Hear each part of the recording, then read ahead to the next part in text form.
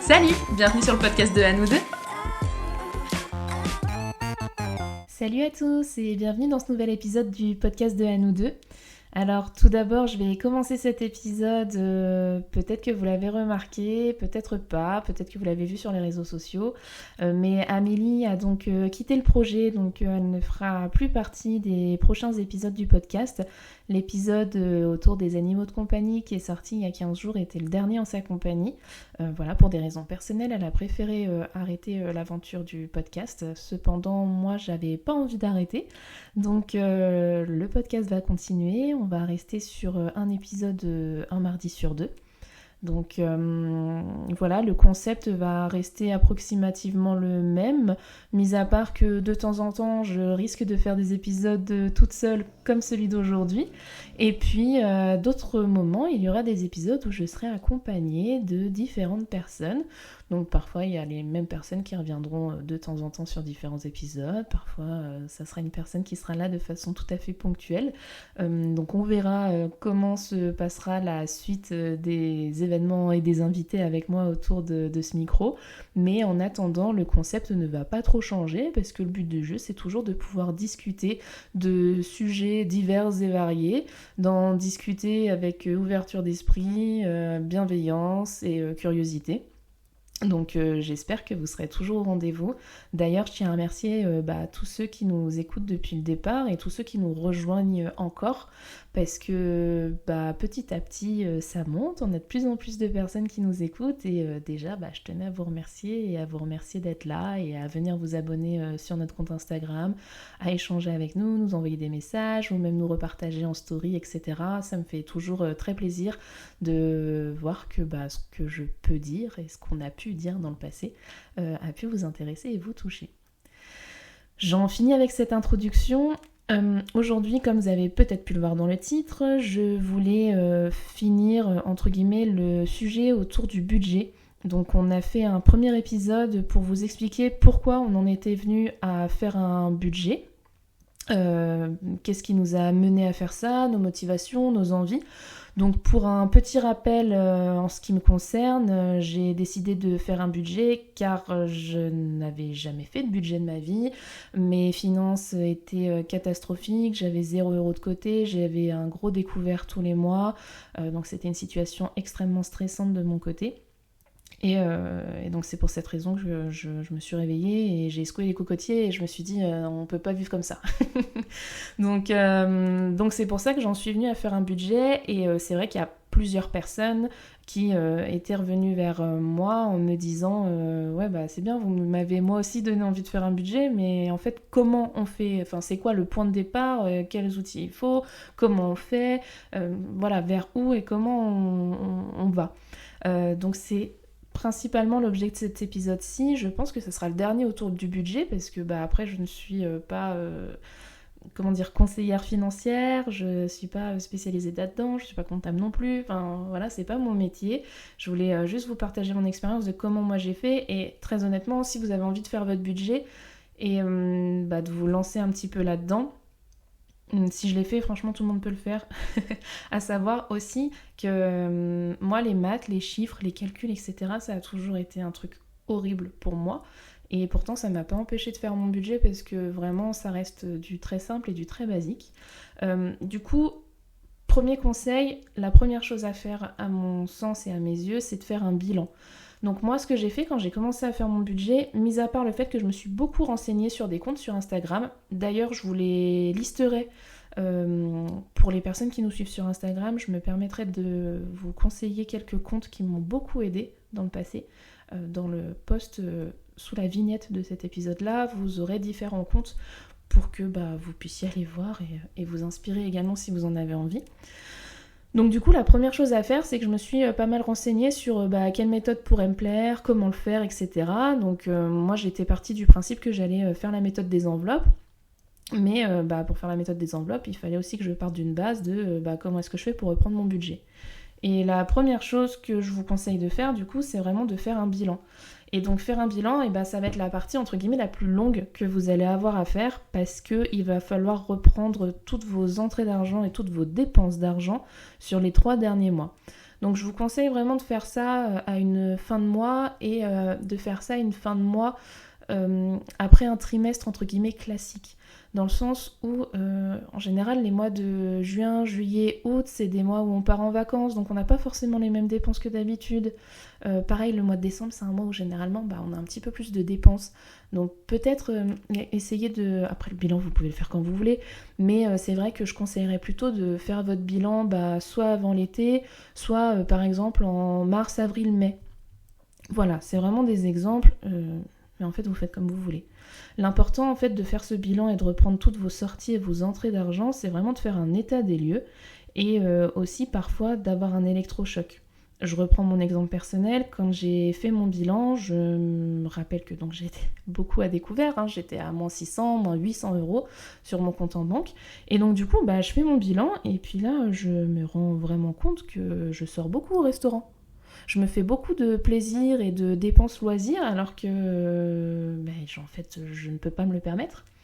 Donc le but de faire ce bilan, c'est vraiment de faire un état des lieux et puis parfois d'avoir un petit électrochoc. Donc vous listez tout ça, toutes vos sorties, toutes vos entrées d'argent sur les 3 derniers mois, parce qu'en général c'est assez représentatif. Et en fait il va falloir les catégoriser, donc les répartir. Donc d'un côté vous allez mettre vos entrées d'argent, vous allez les lister, donc ça peut par exemple être votre salaire, des allocations que vous pouvez avoir, de l'argent que vous touchez, je ne sais pas si vous avez une micro-entreprise ou si vous vendez régulièrement des vêtements sur Vinted, voilà, des choses comme ça, donc tout ce qui est entrée d'argent régulière et récurrente, vous pouvez vous les noter. Ensuite, vous allez pouvoir répartir dans la catégorie des charges fixes, c'est-à-dire votre loyer, les assurances, les abonnements divers et variés, je pense par exemple à Netflix, vos frais bancaires aussi, tout, il faut vraiment tout noter. Partez pas du principe où vous vous dites « Ah ouais, mais ça c'est bon, c'est un abonnement que je paye 6 € par mois. » Oui, mais là vous avez celui-ci à 6 €, et puis en fait vous en avez un autre à 5 €, et puis vous en avez un autre à 8 €. Et en fait, ça, mis bout à bout, vous arrivez rapidement à 30 €, 50 € par-ci par-là. Et là, le but, c'est vraiment de compter, entre guillemets, le moindre sou que vous dépensez comme ça régulièrement. Ensuite, l'autre catégorie que je vous invite à faire, c'est la catégorie qu'on va appeler des variables. C'est-à-dire que là, vous allez catégoriser tout l'argent que vous dépensez donc, sur des charges indispensables, mais variables. Donc, ça peut changer d'un mois à l'autre. Par exemple, ça peut être donc l'alimentation, les courses. Pour certains, c'est une charge fixe, pour d'autres, c'est du variable. Essayez de faire une moyenne, par exemple. L'essence, également. C'est quelque chose où, d'un mois à l'autre, on va peut-être pas forcément dépenser la même chose. En variable, honnêtement, là, comme ça, moi, je ne vois que ça, mais vous en avez sûrement d'autres, vous, dans votre tête, qui peuvent surgir. Après, l'autre catégorie à voir, ça sera la catégorie épargne. Donc, si vous épargnez déjà aujourd'hui, ça sera intéressant aussi de voir combien vous épargnez pour déjà avoir un premier état des lieux. Et puis, la dernière catégorie, ça va être la catégorie loisirs. Et donc, dans loisirs, vraiment, je mets tout ce qui n'est pas indispensable, entre guillemets, à votre quotidien et pour vivre. Un restaurant, je vous arrête tout de suite, c'est pas indispensable. Sans jugement, je suis la première à aller beaucoup au restaurant. Le shopping, c'est pareil, c'est pas quelque chose d'indispensable. Donc voilà, donc tout ce qui est autour des plaisirs, des loisirs, un abonnement au cinéma, un abonnement au sport, voilà. Pour moi, tout ça, ça va rentrer dans la catégorie loisirs et plaisirs. Et donc, une fois que vous avez fait votre petit bilan et que vous avez catégorisé tout ça, comme je l'ai un petit peu dit tout à l'heure, l'important, ça va être de faire une moyenne. De vous dire, en moyenne, pour l'alimentation, tous les mois, on dépense 300 €. Ok, très bien. Donc je me dis, en budget bouffe, je me mets 300 €. Pour l'essence, en moyenne, on dépense 150 €. Ok, donc on sait que c'est 150 €. Après, on est bien d'accord que d'un mois à l'autre, ça peut changer.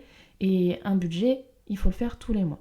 Là, ce dont je vous parle, c'est vraiment de faire un bilan, c'est de faire votre point de départ. Et le bilan, je vous invite à le faire tous les ans pour être sûr d'avoir bien les pendules à l'heure, entre guillemets.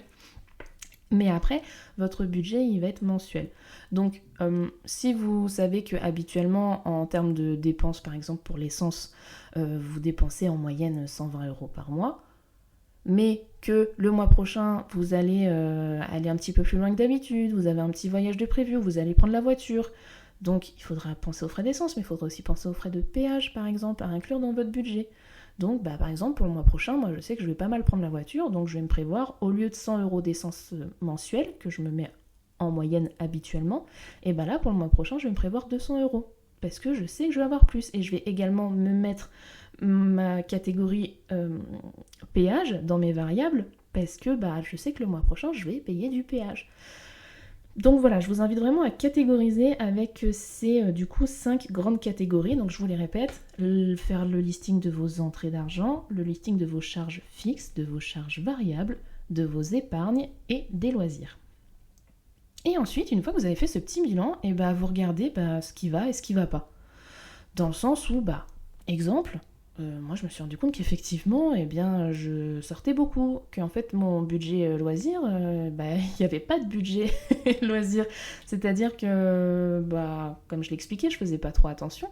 Et en fait, quand je me suis rendu compte que vraiment je dépensais peut-être 300 € par mois en resto et en sortie, et en shopping et machin, alors que vraiment je pouvais pas me le permettre. Enfin, mon budget, je pense à l'époque, si je faisais la même chose aujourd'hui, me permettait peut-être 60 € de loisirs, quoi.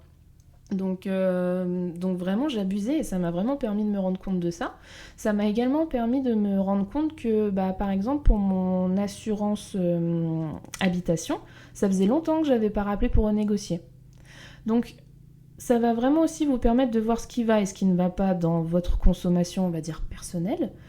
Mais ça va aussi vous permettre de vous dire « Ah tiens, mais attends, mais mon abonnement à la box internet, ça fait longtemps que je les ai pas appelés pour voir si je peux pas avoir une petite ristourne. Et puis mon assurance habitation et mon assurance auto, pareil, ça fait un moment que je les ai pas appelés pour essayer de négocier quelque chose. » Donc allez-y en fait, parce que c'est vraiment dans votre intérêt. Et puis plus ça fait longtemps que vous êtes client quelque part, et plus vous êtes à même de négocier. Je vous invite vraiment à renégocier vos contrats tous les ans.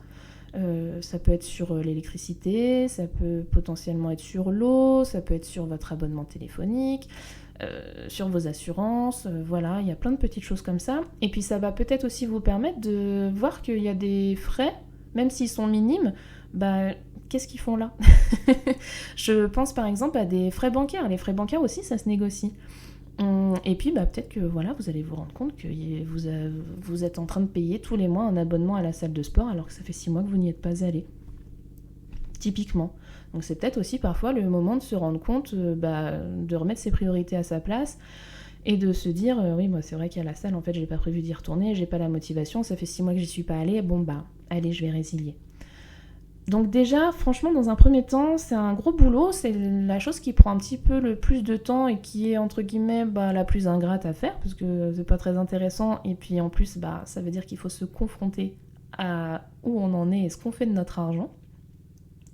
Mais pour moi, c'est primordial pour repartir sur des bonnes bases. Et donc, une fois que vous avez fait vos recalculs, etc., le but, ça va être d'optimiser au maximum votre budget.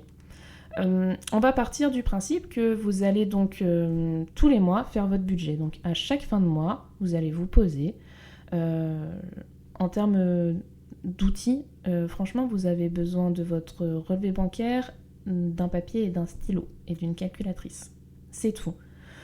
Après, petit à petit, si vous avez envie de plus, vous pouvez télécharger une application sur votre mobile ou faire un Excel. Moi, personnellement, au tout départ, j'ai commencé avec un cahier et un stylo. Et puis maintenant, je fais un tableau Excel parce qu'au moins les calculs se font automatiquement. La flemme. mais franchement, au départ, vous avez besoin que de ça. Donc ça vous coûte rien, quoi. Et donc du coup, je disais que le but maintenant, ça va être de recalculer et d'optimiser un petit peu votre budget. Donc ce qu'il faudra faire tous les mois, c'est de faire un budget prévisionnel pour le mois. C'est-à-dire noter quelle va être votre entrée d'argent, donc quel va être votre salaire par exemple. Si vous vivez en couple, je ne sais pas comment vous êtes organisé, mais soit vous avez un tronc commun, soit votre conjoint ou conjointe vous reverse une partie, moi c'est mon cas par exemple. Donc vous calculez toutes vos entrées, donc là vous faites le total de vos entrées d'argent. Ensuite vous listez toutes vos charges fixes, donc vraiment ce que vous ne pouvez pas changer et qui est là et qui sortira quoi qu'il arrive. Donc je pense évidemment au loyer qui est souvent qui est toujours quasiment la plus grosse charge en cours. En charge fixe aussi, n'oubliez pas par exemple si vous avez des crédits, c'est une charge fixe. qu'il ne faut pas oublier. Ça va, par exemple, là-dedans. Vous allez donc avoir votre assurance, les abonnements, etc. Hop, là, vous faites le total de vos charges fixes. Ensuite, vous allez faire pareil avec vos charges variables pour ce mois-ci. Donc ce mois-ci, allez, on va se dire que pour l'alimentation, je me compte 200 euros. Ok. Pour l'essence, ça va être si. Voilà. Au moins, vous faites le point un petit peu sur vos charges variables. Donc ce qui peut changer d'un mois à l'autre, je le rappelle.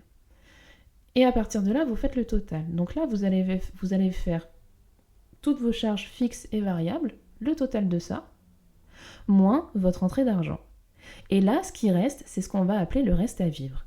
Et donc ça, c'est ce qui va rester à vous de voir. C'est le montant qui va vous permettre de savoir combien j'épargne et combien j'utilise en loisir. Moi, ce que je conseille de faire, c'est que en fonction du reste à vivre, et de vos projets évidemment, mais en fonction du reste à vivre, je vous invite à faire un espèce de soit un 50-50, soit un 60-40. C'est-à-dire que pour moi, c'est important de beaucoup épargner. Et après, je vais faire une grosse parenthèse sur la partie épargne. Mais en gros, dans un premier temps, je vous invite peut-être à faire un 50-50. Donc, c'est-à-dire que ce qui me reste, imaginons dans votre reste à vivre, il vous reste 300 euros.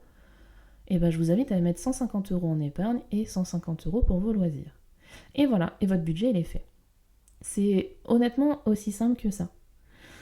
Donc, je voulais juste faire une petite parenthèse par rapport à cette histoire d'épargne. Pour moi, l'épargne va aussi se diviser en plusieurs parties. C'est-à-dire que, à mon sens, l'épargne la plus importante à avoir, c'est ce qu'on va appeler l'épargne de précaution. C'est-à-dire que c'est une épargne dans laquelle vous irez piocher si vous arrive un couac dans votre vie et un truc totalement imprévu. Je m'explique. Si, par exemple, la machine à laver lâche, et forcément c'est pas prévu, et vous pourrez aller piocher dans cette épargne.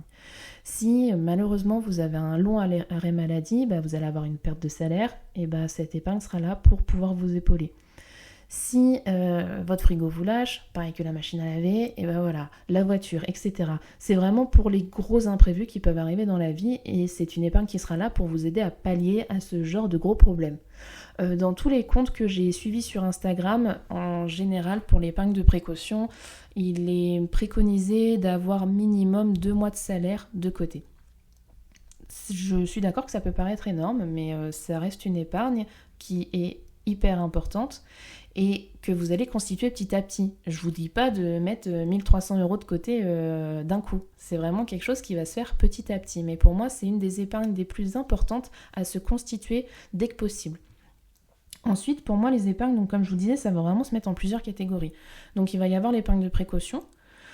Ensuite, il peut y avoir plein de types d'épargne. Vous pouvez avoir une autre épargne où vous vous dites, ça c'est mon épargne où je vais anticiper Noël. Donc tous les mois, vous allez mettre 20 euros, peut-être, en vous disant, ça sera pour Noël. Comme ça, à Noël, je serai pas trop ric-rac et je mangerai pas trop sur mon budget loisir ou je n'aurai pas sur mon budget alimentation pour pallier aux dépenses de Noël. Vous pouvez aussi anticiper pour, par exemple, payer vos impôts. Vous le savez que tous les ans, vous allez avoir forcément une taxe qui va tomber par-ci ou par-là, que ça soit sur votre impôt sur le revenu, sur votre taxe des ordures ménagères, sur votre taxe foncière, la taxe d'habitation. Donc, vous savez que c'est des choses qui vont tomber. Donc, le mieux, c'est vraiment d'anticiper. Il y a vraiment l'épargne de précaution et l'épargne d'anticipation. Et après, pour moi, il y a l'épargne aussi des projets. C'est-à-dire que, encore pour vous donner mon exemple personnel, moi, je suis en train vraiment petit à petit de me constituer une épargne pour partir en voyage.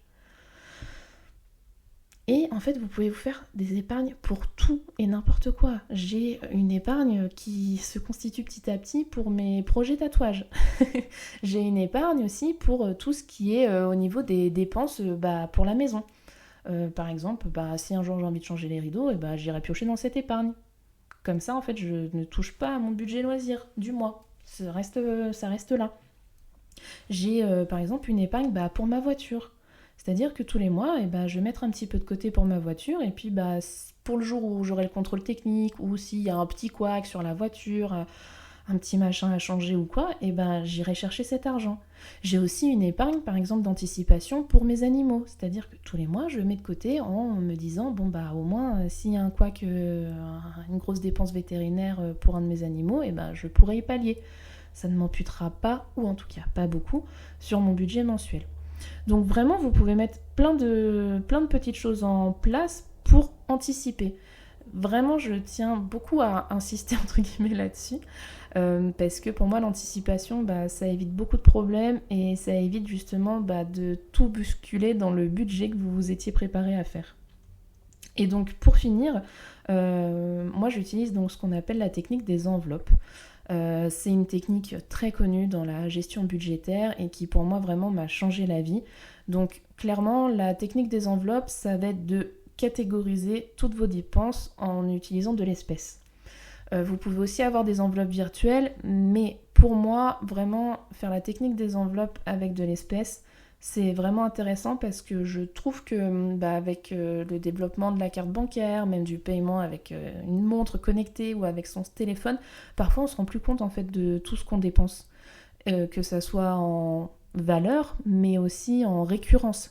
C'est-à-dire que parfois on va se dire « Ah bah oui, mais ça va, c'était 10 euros. Ah bah oui, mais ça, c'était 20 euros. Ouais, non, mais ça va, c'était pas cher, c'était 15 euros. » Mais en fait, tout ça, dans une journée, vous arrivez vite à un gros montant, quoi.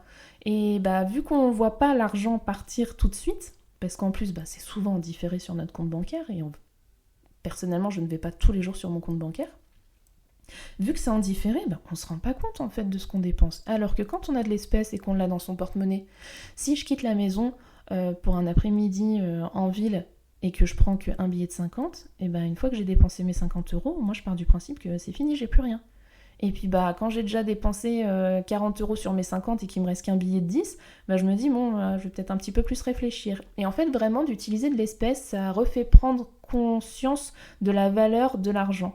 Moi vraiment c'est ça qui m'a fait un déclic et qui me fait beaucoup de bien et qui je pense vraiment m'aide énormément pour justement dépenser un petit peu moins et dépenser en pleine conscience aussi.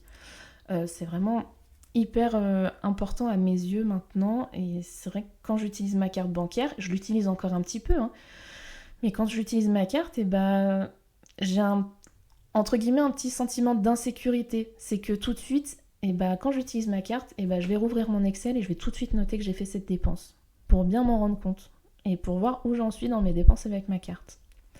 Donc pour vous donner mon exemple, moi j'utilise donc le système des enveloppes pour l'alimentation.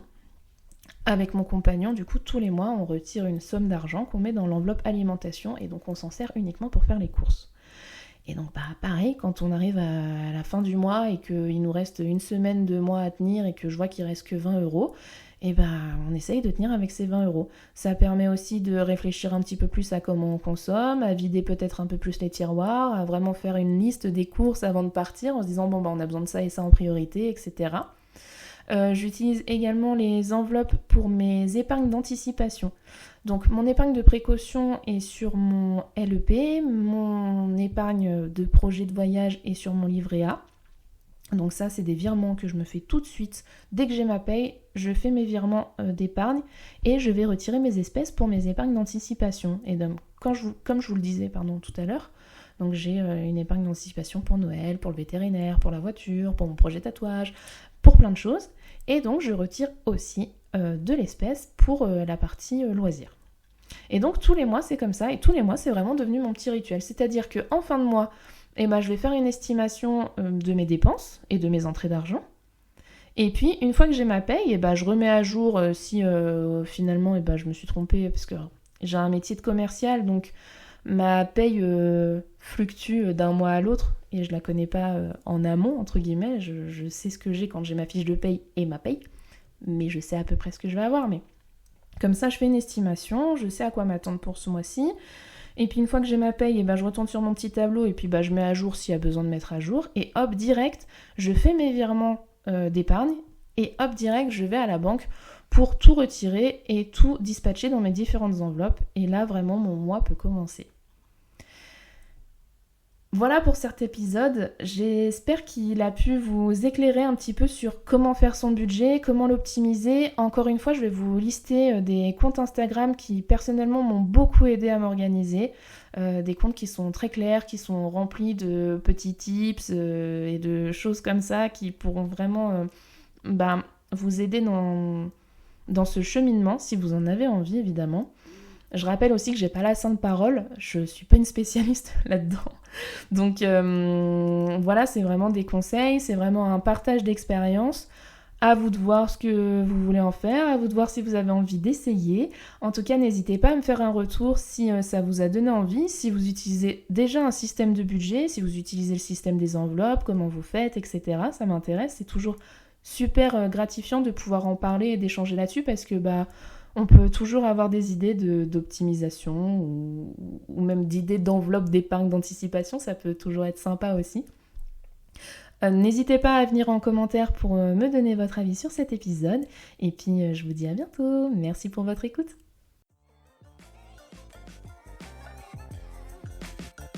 Merci d'avoir partagé ce moment avec nous. Si cet épisode vous a plu, n'hésitez pas à en parler autour de vous et sur les réseaux sociaux. Vous pouvez retrouver le podcast sur toutes les plateformes d'écoute habituelles et venir vous abonner sur notre Instagram. À bientôt!